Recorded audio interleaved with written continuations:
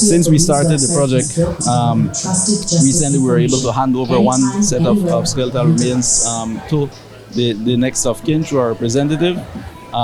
In the next month or two, we're expecting DNA results to come back for about 3 additional cases that we have already over the past few months sent abroad for testing. So if those 3 come back as positive identifications, we'll also be doing the reunification or the handing over of those remains to their next of kin or their loved ones, because that's the ultimate goal. We have approximately 20. I say approximately because some of the scenes that were processed several years ago, they may have 2 sets of remains in the state. That's why I say approximately.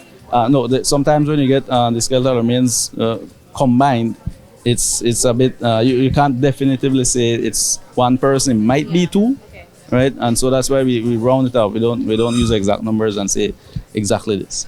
In addition to us going out and trying to review old archive case files, which will take some time.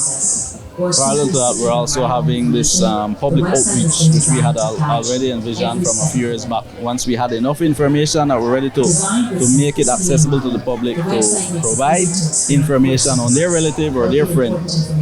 That way the information comes to us, as well as we're working with police to try and track down some of these very old information, media reports, police reports from the late 1990s, early 2000s, right? So you could imagine the difficulty in trying to obtain some of the dates, the possible names, the possible locations.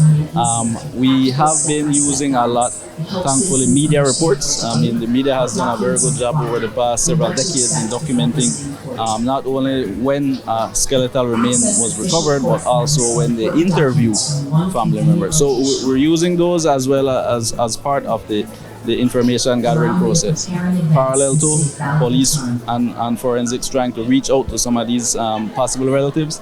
And now this public form that we're asking individuals to submit.